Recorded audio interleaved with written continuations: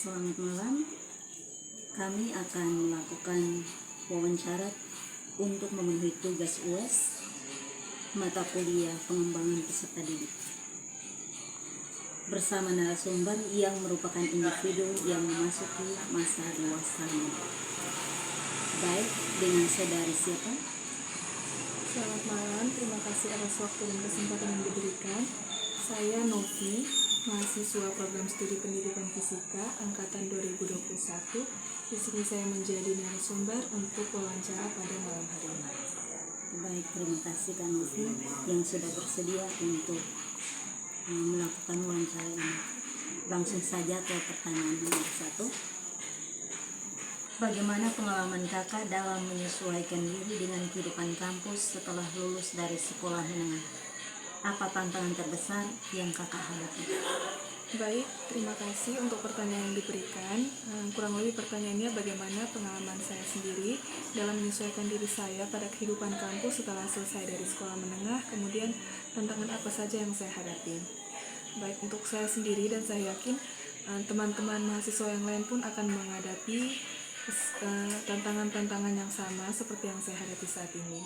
Kurang lebih yang paling pertama yang akan kita hadapi saat kita lulus dari sekolah menengah kemudian lanjut ke perguruan tinggi, yang pertama adalah beban akademik yang akan lebih berat daripada saat sekolah menengah. Maksudnya seperti apa? Contohnya waktu SMA kita akan mempelajari fisika itu secara garis besar saja. Ketika kita masuk kuliah dan masuk di program studi pendidikan fisika, kita akan lebih terperinci lagi mempelajari fisika itu seperti apa, bukan hanya teorinya saja, tetapi penemu-penemu atau ahli-ahli yang berperan dalam pendidikan fisika itu juga semuanya akan kita pelajari.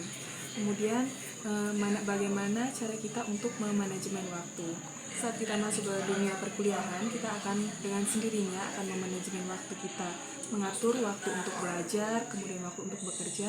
Selain itu juga ketika kita masuk dunia perkuliahan, kita akan memanajemen waktu kita bukan hanya untuk bekerja dan belajar saja, tetapi untuk berorganisasi juga. Lain daripada itu, kita akan menghadapi tantangan dengan lingkungan sosial yang baru. Maksudnya bagaimana? Ketika saya waktu masih SMA, mungkin teman-teman saya itu hanya seputar teman-teman di Flores Timur saja. Tetapi ketika saya masuk ke dunia perkuliahan, teman-teman saya bukan hanya dari daratan Flores saja, tetapi teman-teman dari daratan Timur, dari Keva, dari Soe, kemudian dari Alor, dari Sumba. Jadi ketika masuk kuliah tuh, pertemanan kita tuh bukan hanya di daratan kita saja, tetapi lingkungan sosial baru lagi. Lain daripada itu adalah tanggung jawab kita terhadap diri kita sendiri. Beda dengan waktu sekolah, ketika semuanya itu masih diatur oleh orang tua. Ketika kita masuk ke dunia perkuliahan, contohnya saya sendiri ketika saya tinggal di kos, berarti saya harus bertanggung jawab atas diri saya sendiri. Bertanggung jawab dari hal apa? Berarti macam bagaimana keputusan saya, tindakan saya, atau contoh konkretnya seperti kalau dulu SMA, keluar jam berapa, pergi dengan siapa, semuanya diatur orang tua. Ketika masuk ke dunia perkuliahan, keluar jam berapa, pulang jam berapa, pergi dengan siapa, semuanya yang atur saya sendiri. Jadi menurut saya tantangan terbesar ketika masuk ke dunia perkuliahan adalah selain dari beban akademik, berarti tanggung jawab terhadap diri kita sendiri juga menjadi tantangan yang besar. Kurang lebih seperti itu. Baik. Langsung masuk ke pertanyaan nomor 2. Apa peran yang kakak lihat dalam pendidikan tinggi terhadap pengembangan pribadi dan profesional kakak di masa dewasa muda? Oke, jadi peran yang saya lihat di dunia perkuliahan ini terhadap pengembangan pribadi saya dan profesional saya di masa dewasa muda saat ini. Baik, berarti pendidikan tinggi atau perguruan tinggi ini kan akan memainkan peran yang sangat penting dalam pengembangan pribadi dan profesional. Adapun manfaat yang dapat kita rasakan ketika kita masuk ke dalam dunia perguruan tinggi itu yang pertama adalah perkembangan kognitif. Jadi kita tidak hanya teori kita saja yang berkembang, tetapi dengan sendirinya kemampuan berpikir kritis kita, analitis, dan pemecahan masalah kita pun akan semakin berkembang ketika kita masuk ke perguruan tinggi. Kemudian pengembangan sosial juga, seperti yang saya jelaskan tadi, bahwa teman saya bukan yang dari Flores saja, tetapi akan membangun jaringan sosial yang lebih luas dengan berkembang dengan semua teman dari berbagai suku dan budaya, bukan hanya dari Flores saja. Lain daripada itu juga pengembangan diri. Pengembangan diri seperti apa? Dengan saat kita masuk perguruan tinggi itu kita akan menemukan minat dan bakat serta akan membentuk identitas diri kita. Nah, contohnya seperti apa? Waktu SMA saya belum tahu apa minat saya ataupun apa bakat saya. Ketika saya masuk ke dunia perkuliahan, ketika mengikuti perkuliahan atau mengikuti kegiatan-kegiatan di dalam maupun di luar kampus, saya bisa menemukan salah satu bakat saya. Misalnya, saya ini bisa berpublic speaking dengan baik. Ketika saya public speaking di depan banyak orang, saya bisa mengatur tata bahasa saya. Kemudian saya juga bisa berbicara dengan tenang sehingga audiens juga bisa mengerti apa yang saya maksud. Dari situ saya mengetahui bahwa ketika saya berkuliah, saya bisa mengetahui apa bakat dan kemampuan yang ada dalam diri saya selain dari perkembangan kognitif saya. Kemudian yang keempat adalah persiapan karir. Kita tahu bahwa tujuan kita masuk ke perguruan tinggi atau biasa orang tua dong bilang kalau kita masuk kuliah itu untuk mendapatkan pekerjaan. Jadi ketika kita masuk ke dalam perguruan tinggi tentunya kita akan memperoleh pengetahuan dan keterampilan yang dibutuhkan ketika kita akan memasuki dunia kerja. Kurang lebih seperti itu. Baik, langsung saja di pertanyaan ketiga. Bagaimana kakak mengelola waktu antara studi, pekerjaan dan kehidupan sosial selama masa kuliah, dan apakah ada strategi khusus yang kakak gunakan? Baik, terima kasih. Jadi kurang lebih pertanyaan itu seperti apa strategi yang saya gunakan dalam mengelola waktu saya antara pendidikan saya, pekerjaan saya, serta kehidupan sosial saya. Baik, untuk pertanyaan selanjutnya, bagaimana strategi khusus yang saya gunakan untuk mengelola waktu saya antara pendidikan, pekerjaan, juga kehidupan sosial saya. Baik, untuk strategi manajemen waktu ini sendiri efektif, sangat penting bukan hanya mahasiswa saja, tetapi semua kita juga perlu memanajemen waktu. Kemudian beberapa strategi yang bisa kita gunakan untuk memanajemen waktu kita tuh yang pertama adalah kita membuat jadwal. Rencanakan kegiatan sehari-hari dan tetapkan prioritas. Prioritas di sini maksudnya adalah walaupun kita bekerja ataupun berorganisasi, kita tetap ingat bahwa tujuan utama kita untuk datang ke sini adalah untuk pendidikan kita. Jadi tetap memprioritaskan pendidikan itu yang pertama. Kemudian yang kedua, kita bisa memanfaatkan waktu luang. Contohnya, kita bisa gunakan waktu-waktu luang itu untuk belajar atau mengerjakan tugas. Jadi tugas yang sudah diberikan itu usahakan jangan ditumpuk supaya nantinya tidak jadi beban untuk kita. Selanjutnya kita bisa cari tempat belajar yang aman dan nyaman. Misalnya kita sudah terlalu pening di kos, kita bisa belajar di perpustakaan kampus atau mungkin di perpustakaan daerah. Itu juga salah satu tempat yang baik ya, karena dia nyaman dan tidak terlalu berisik di sana menurut saya. Kemudian yang terakhir tuh kita jangan ragu untuk meminta bantuan. Ketika kita merasa kesulitan itu jangan ragu untuk meminta bantuan kepada dosen, kepada teman sebaya kita, ataupun kepada senior. Misalnya kalau dulu waktu awal perkuliahan itu kan saya sering susah kalau kerja makalah atau mengaplikasikan komputer, itu berarti saya sering minta bantuan di kakak saya yang sudah kuliah waktu itu semester 5. Jadi kurang lebih untuk memanajemen waktu dan lain sebagainya ada 4 yang saya gunakan: buat jadwal, cari tempat belajar, memanfaatkan waktu luang, serta meminta bantuan orang lain. Lanjut ke pertanyaan berikut. Apa harapan dan aspirasi kakak setelah menyelesaikan studi, dan bagaimana kakak merencanakan langkah-langkah untuk mencapai tujuan tersebut? Baik, pertanyaannya bagaimana apa harapan saya serta aspirasi saya, terus bagaimana saya merencanakan langkah-langkah untuk mencapai tujuan saya tadi. Nah, kurang lebih harapan dan aspirasi setiap individu itu pasti berbeda, tetapi secara umumnya semua mahasiswa itu ketika dia lulus dia akan memiliki harapan untuk mendapatkan pekerjaan yang baik. Kemudian dia setelah lulus, mahasiswa juga akan berharap untuk mengembangkan karirnya serta dia dapat memberikan kontribusi yang positif untuk masyarakat. Untuk mencapai tujuan-tujuan tersebut, tentunya ada beberapa langkah yang mungkin dapat kita sebagai mahasiswa lakukan. Yang pertama, mulai mencari pekerjaan sejak dini, misalnya ikut program magang, atau untuk kita yang di program studi fakultas pendidikan, kita bisa ikut kegiatan PPL atau magang di sekolah nanti. Kemudian untuk membangun jaringan dan mempersiapkan diri kita untuk wawancara kerja. Lain daripada itu, selain teori atau kognitif saja yang kita gunakan, kita juga memerlukan untuk mengembangkan keterampilan kita. Selain ilmu yang didapat di kampus, kita juga perlu mengembangkan keterampilan soft skill kita, seperti bagaimana cara kita berkomunikasi, bagaimana cara kita bekerja sama dengan tim, serta bagaimana cara kita memimpin sebuah organisasi atau sebuah kelompok-kelompok kecil. Kurang lebih seperti itu. Baik, untuk pertanyaan selanjutnya, bagaimana strategi khusus yang saya gunakan untuk mengelola waktu saya antara pendidikan, pekerjaan, juga kehidupan sosial saya. Baik, untuk strategi manajemen waktu ini sendiri efektif, sangat penting, bukan hanya mahasiswa saja, tetapi semua kita juga perlu memanajemen waktu. Kemudian beberapa strategi yang bisa kita gunakan untuk memanajemen waktu kita tuh, yang pertama adalah kita membuat jadwal. Rencanakan kegiatan sehari-hari dan tetapkan prioritas. Prioritas di sini maksudnya adalah walaupun kita bekerja ataupun berorganisasi, kita tetap ingat bahwa tujuan utama kita untuk datang ke sini adalah untuk pendidikan kita. Jadi tetap memprioritaskan pendidikan itu yang pertama. Kemudian yang kedua, kita bisa memanfaatkan waktu luang. Contohnya, kita bisa gunakan waktu-waktu luang itu untuk belajar atau mengerjakan tugas. Jadi tugas yang sudah diberikan itu usahakan jangan ditumpuk supaya nantinya tidak jadi beban untuk kita.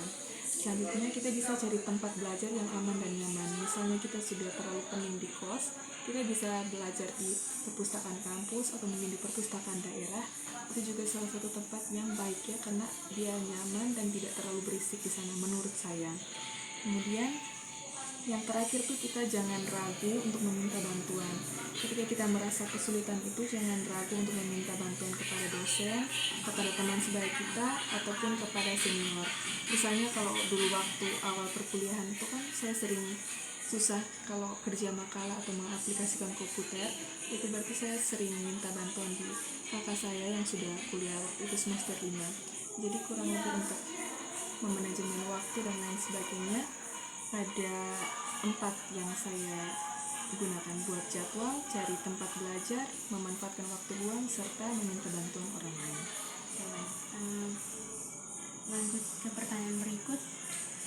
Apa harapan dan aspirasi kakak setelah menyelesaikan studi, dan bagaimana kakak merencanakan langkah-langkah untuk mencapai tujuan tersebut? Baik, pertanyaannya bagaimana apa harapan saya serta aspirasi saya, terus bagaimana saya merencanakan langkah-langkah untuk mencapai tujuan saya tadi. Dan kurang lebih harapan dan aspirasi setiap individu itu pasti berbeda, tetapi secara umumnya semua mahasiswa itu ketika dia lulus, dia akan memiliki harapan untuk mendapatkan pekerjaan yang baik. Kemudian dia setelah lulus, mahasiswa juga akan berharap untuk mengembangkan karirnya serta dia dapat memberikan kontribusi yang positif untuk masyarakat. Untuk mencapai tujuan-tujuan tersebut, tentunya ada beberapa langkah yang mungkin dapat kita sebagai mahasiswa lakukan.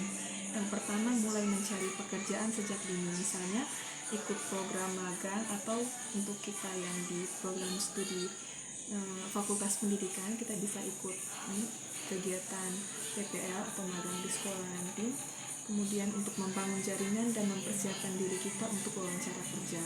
Lain daripada itu, selain teori atau kognitif saja yang kita gunakan, kita juga memerlukan untuk mengembangkan keterampilan kita. Selain ilmu yang didapat di kampus, kita juga perlu mengembangkan keterampilan soft skill kita, seperti bagaimana cara kita berkomunikasi, bagaimana cara kita bekerja sama dengan tim, serta bagaimana cara kita memimpin sebuah organisasi atau sebuah kelompok-kelompok kecil.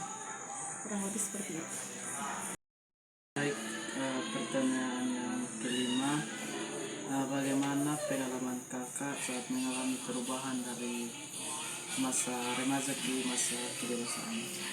Baik, untuk pertanyaan selanjutnya, bagaimana pengalaman pribadi saya yang saya alami ketika saya mengalami perubahan dari masa remaja saya ke masa dewasa. Baik, ada beberapa pengalaman-pengalaman atau hal-hal yang terjadi saat saya mengalami perubahan dari masa remaja ke masa dewasa. Misalnya yang pertama, merasa tidak pasti. Maksudnya di sini adalah masa ini sering diwarnai atau sering muncul dengan pertanyaan tentang identitas diri saya seperti apa, tujuan hidup, dan peran masyarakat seperti apa. Misalnya ketika kita masa remaja, kita akan memikirkan kedepannya saya akan kuliah di mana. Tapi ketika kita masuk ke masa dewasa, setelah habis kuliah, kita pasti akan berpikir kedepannya saya mau hidup seperti apa, tujuan hidup saya seperti apa. Lain daripada itu, ada juga tekanan sosial yang saya rasakan. Tekanan sosial di sini dalam arti bagaimana saya mencapai prestasi saya tertentu, kemudian bagaimana saya mengambil keputusan besar tentang masa depan saya. Karena ketika kita masuk masa dewasa itu semua seperti yang saya katakan tadi, bahwa tanggung jawab pribadisme itu tergantung pada diri kita sendiri. Jadi bagaimana kita mengambil keputusan saat kita masuk di masa remaja, masa dewasa maksudnya. Kemudian ada eksplorasi diri, contohnya seperti saya akan banyak mencoba hal baru, baik itu bagaimana hobi saya, pekerjaan saya, untuk menemukan jati diri saya yang sesungguhnya. Lain daripada itu, ketika memasuki masa dewasa juga akan terjadi perubahan emosi di dalamnya. Jadi emosi yang waktu dulu remaja sering meledak-ledak ketika masuk ke masa dewasa. Dan yang terakhir adalah perubahan emosi. Perubahan emosi di sini berarti ketika kita masuk ke masa dewasa, emosi kita tuh akan jauh lebih baik dan terkontrol. Misalnya kalau di waktu remaja tuh lebih sering meledak-meledak, kemudian lebih sering marah. Ketika kita masuk ke masa dewasa itu kita bisa lebih mengontrol diri kita untuk tidak berlebihan dalam emosi atau marah tadi.